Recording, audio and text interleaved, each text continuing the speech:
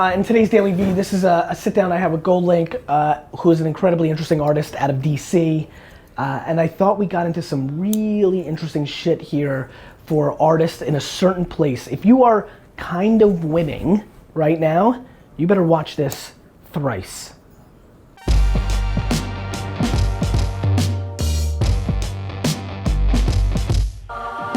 How long you guys been together on the management side? 5 years. The Get. First mixtape came out in 2014. Yeah. Love it. So the year before that. So we probably been together like 4 or 5 years. Love it. How long have you been paying attention? I actually probably met you in 2014. Yeah, around the honestly. same time. I mean, he's been killing the live shows, right? So even though you didn't have this platinum smash, but like, he's been on. It's the same old shit. People that know. People that don't, it's the same old shit. Yeah. It's like watching the music awards last night. I'm like, this is literally 5 years ago shit. Like, dudes are singing songs they wrote 4 years ago. Yeah. Like, you know, when you gotta hit that much middle America, Right. it's the same old shit. Exactly. It's just SoundCloud, Spotify, it's just, Yeah. right? Talk about it. It's just the same You shit. know the Selection people? Yeah. Yeah, so like he was really the first like rapper to really fuck with them, and to also get their support. So like all those producers who are a little more experimental, more wave, like went straight to him. And every other rapper. So what? Like, can I get So it? what's Can I coming get it? next? Yeah. Like, how are you guys thinking about that? What's the next move? Like, what's the next project, or how are you strategizing? I guess the thing for us right now is like, we built so much culture to this point, right? Yes. So the thing about it is like, now that we got the platinum and that kind of came around time. Yes. And possibly another, like a double platinum, it's like we kind of want to transition this song crew, whatever the one that went platinum wanted to do tonight, and kind of transition that into a new single, but also on the back end, we kind of want to do, well, personally, I want to start investing because of the child, and start working on that. But more so, it's just kind of like trying to like expand the culture outside of music, because we did music, we kept doing music, like we're great at that, you know what I'm saying? So we kind of want to show people that we're more multifaceted and kind of do things that make sense. Are you concerned about going too fast before you really put the flag into the music? Yeah. I mean, that's always It's the same shit I'm always doing. Yeah. I want to go on to, I mean, this is a great company and I built a big ass company. I can't wait to do what I'm doing next, which is buying brands and do it. But I'm always like, you know, like, did I really put it, like, you know, how many hit songs, how many hit projects before you could have the, because it's, as soon as you move, you're trading off the equity you made in music, and you've got this much equity versus the whole room being full. Exactly. It's a really interesting thing, to your point. And that's why the transition's been so, Slow and Gradual. but it's so genuine. You know what the problem is? This is the toughest moment for this entire crew. Yeah. Because you've been hitting it hard for so long, now you're on that next plane. You've been thinking about the next plane from the beginning, let alone for the 5 years. And now the question is, do you move too quick? It's interesting. Right, and that's the thing, we don't. You're independent, right? No. You're signed. Yeah, and that was a process. So anything I can help with? You know, obviously you guys having some sense, like anything specifically? To be honest, Please. honestly, I think right now, like, it's funny that you say that, because me and him especially, all of us are kind of in the process of that transition you're talking about. So like, even for example, like, we're trying to get into modeling, but more so image consultants. So it's like we've met with like, what is it, the society models, and have like Adriana Lima, they represent Kendall Jenner and those people. And then we met with, who the fuck was Elite? And Elite.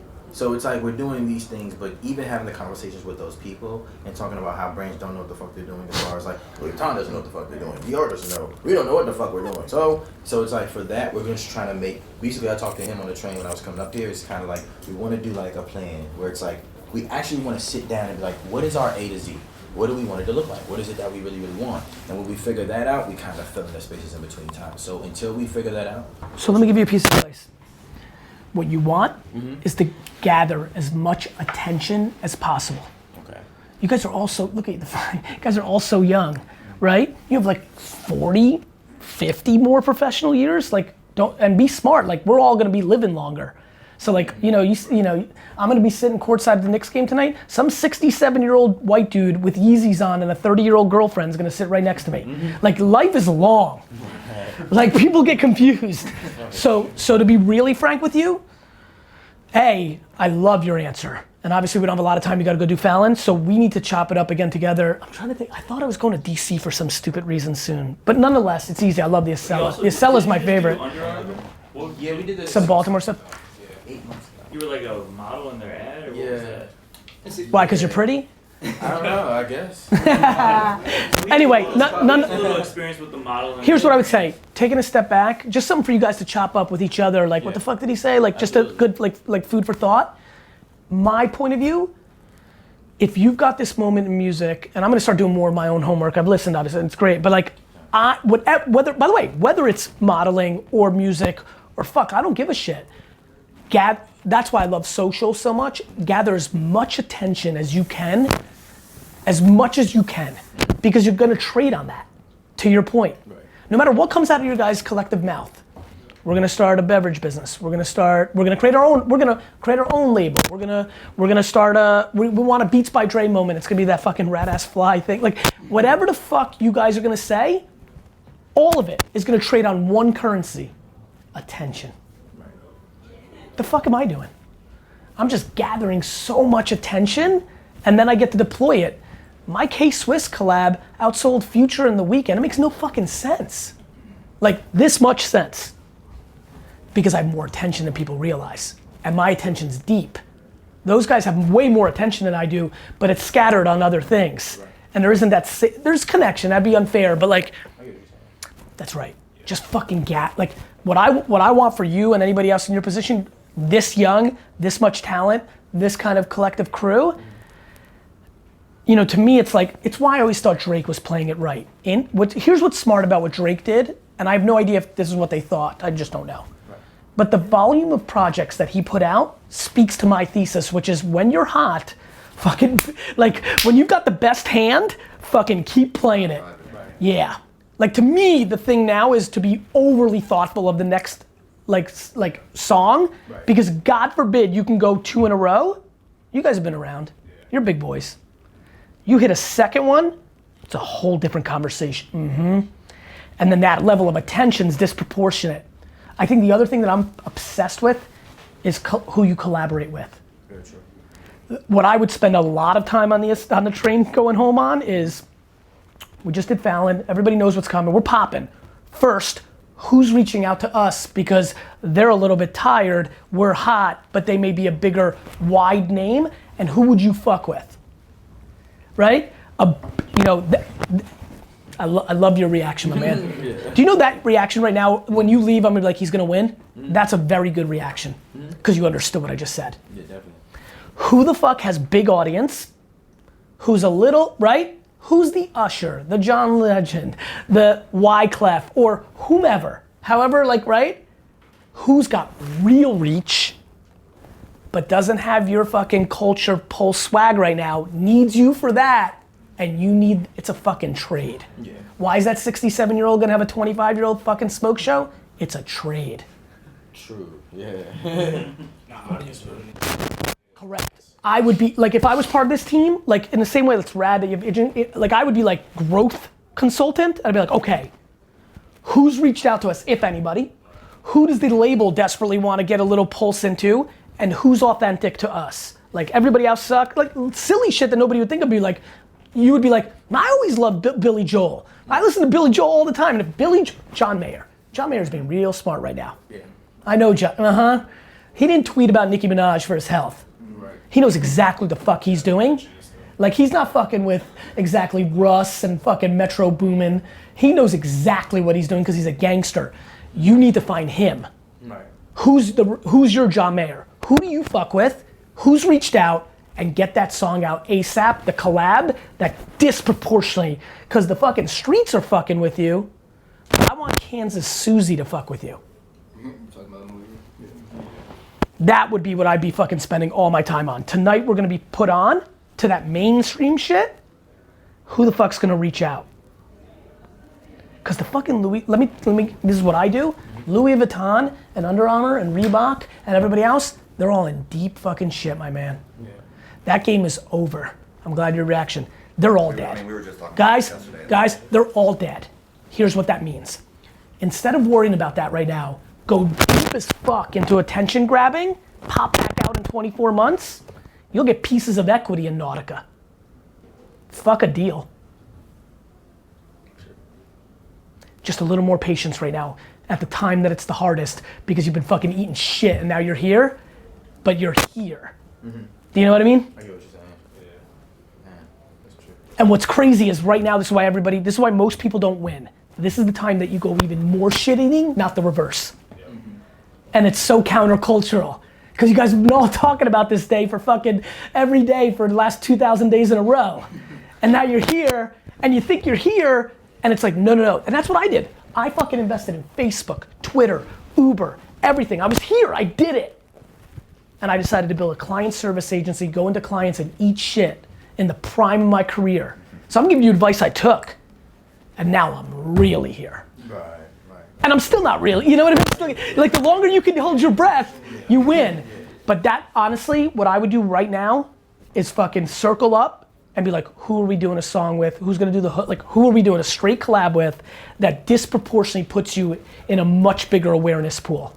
And the best part is there's some big ass artists that really need you right now. Because you got the thing that they want, relevance. And they've got what you want, audience. It's exactly when you fucking do, you know, a song with Mariah Carey. Or whatever's authentic or whatever you guys fuck with, that's on you. Somebody from DC, I don't know, you guys do you. I'm always gonna frame it. I'm not gonna tell you who. But the biggest audience that you can fuck with, get in the studio tomorrow. That's what I would do. That's my 2 cents, you know?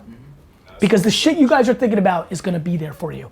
It's gonna be that you're gonna have more leverage because they're doing this, and what you need to do is make sure you go like that, not that.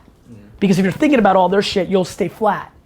What you need to do is just get more attention, more people to listen. And that's music, that's your fucking gate card right now. Make sense?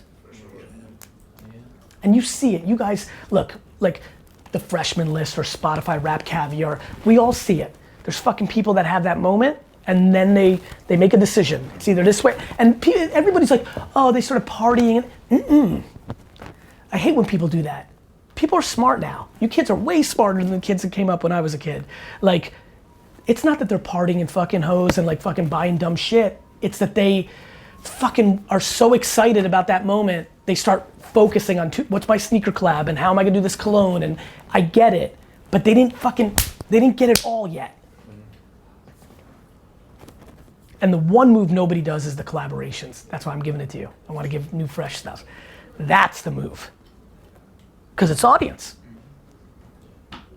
And people don't pay attention. Like, you know, like, people don't understand what fucking Taylor Swift did for Kendrick Lamar. That's exactly what I was thinking about when you were saying everything. Or when SZA just got on the Maroon 5 song. That's real shit, man. Yeah, and Kendrick before that. 100. Man, why is Kendrick on Maroon 5? Because he's smart. Right. Because Kendrick told you that his plan was to go on people's shit and steal their fans. Fucking told you. He's right. It's what I do when I go on people's podcast. I'm like, I'm coming. Of course I'm coming on your show. I'm taking your fucking people with me. You know, like, so, and you're still young enough, in my opinion, that you can win both within your genre and outside of it. You still have a lot of hip hop collecting to do. You do. Yeah, you know, one thing to say real quick before they gotta go, Henny's a huge fan of your content, so maybe it's something, but he's huge in Europe too. So it's like not just the United States. Oh, I remember that. But like since he's huge in Europe, like We're doing 3,500 That's tickets right. 6 weeks in advance. Yeah, That's so this summer, fucking- both London shows are sold out. Yeah. And Australia announces tomorrow. So. That's what's up. Third tour. That's it's that not good. like targeting different countries and places like what you've been talking about. I believe in that shit, man. I don't know, man, like 2 songs. Look, you fucking lived it. I don't have to tell you, you lived it. You know it better than I do. You did a bunch of projects. Now you're living through what happens when you hit a song. That shit compounds when you get 2 in a row. You know, like real different. It doesn't double, like triples. Yeah, and it's like really 10x. And that's why if you get a collab that pops, you know, we're spending a lot of time at the Latin kids that are like, can't even speak English. But you get on a, you know, you get on a song with Bieber or Khaled does this, and like, just everything's crossing. I would really spend a lot of time looking at the artists that are ahead of you in reach, that you would fuck with both in your own genre and outside of your genre. And I would be very thoughtful of anybody who reaches out and be like, yo, I fuck with you. Like, I mean like fucking hardcore, like officially through the label, all the way to somebody like giving you love on social. Best collaborations that I know of are like somebody gave you love and just tweeted some shit like this is fucking fire, and you just DM them and you're in the studio the next week. It's a different world. Yeah. Patience. It's close. And you know it. There's nothing I said you don't know, you know? But the collab one, that's the one, like if I can be like, oh, I'm so glad that happened, because like that would be the one that I would be very thoughtful about. It can really change shit. And you know what's crazy about that? It's historically correct for hip hop. Guys, I'm old. That Run DMC fucking Aerosmith thing, that changed everything for Run DMC. Everything, because I was in a very like mixed culture environment in New Jersey, and I had like black friends and Indian friends and white friends. Like me and my black friends knew who Run DMC was. That Aerosmith joint put everybody on. Mm-hmm. You have the best part right now though. You can go deep into Atlanta or more like collabs on the West Coast. Like you're still gonna benefit from anybody who's just a bigger artist within your genre, let alone Maroon 5. Right, totally, yeah. Yeah, you still have both to do. Like he got on a remix for Khalid, and we definitely saw that. Fucking crazy big. That's just exactly that right. was more earlier on, but those. That's exactly right though. But now with this song, you could get the Khalid that is Khalid today versus the Khalid you got. Like now it's like just exponential. You and Khalid put out a song right now, and like that would be like. 100%, and radio play, and like Target wants it for a commercial. Like you're in it now. Now you got to have the real conversation. This is where you got to be real smart about these next two. Cool. All right. I don't want to hold you guys up. Go. I'll give some love. I'll get some followers for you. Take care of yourself. Have a good time tonight. Take care. Leave your 2 cents to the interview, to the meeting I just had with GoLink. Would love to see it, and have a great, healthy new year.